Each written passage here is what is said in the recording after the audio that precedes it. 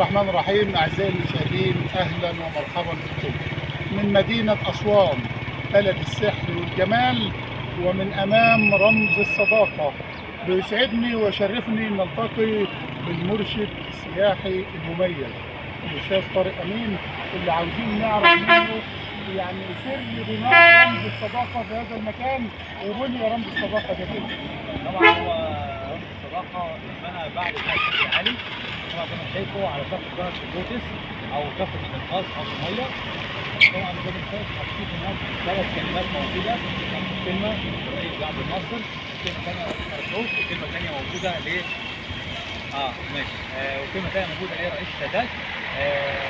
زي ما قلنا ان الرئيس السادات راح هناك المكان وعمل الكلمه بتاعته بعد رئيس جمال عبد الناصر.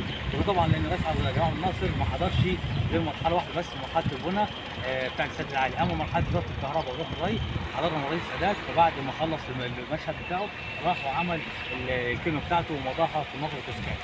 والخطوات زي ما انت شايف ان كل العمدان الموجوده هتشوف حواليها الترس اللي بيربطها، وده الترس بيربط اللي هي الرمز بتاع الاتحاد السوفيتي وكاس العالم. الاتحاد السوفيتي هتشوف عليه الترس الموجود ده، بالاضافه انك انت جوه هتشوف طبعا الرمز بتاع الشاكوش والنقاط بتاع الاتحاد السوفيتي، وهتشوف معاه كمان الرمز بتاعنا احنا اللي هو عليه النسر ذات نفسه بتاع علم الجمهوريه موجود جوه في المكان.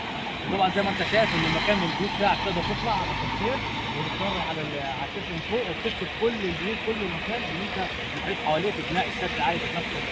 مصر يا استاذ طارق بنت المبنى ده والموسم الرائع ده، يعني ردا للجميل للاتحاد السوفيتي على وقفته مع مصر في بناء السد العالي. بالظبط، تخليدا للصداقه العربيه السوفيتيه بشكل عام. انا بشكرك يا استاذ طارق، ورحله سعيده وربنا يجزيك. حبيبي يا ريس.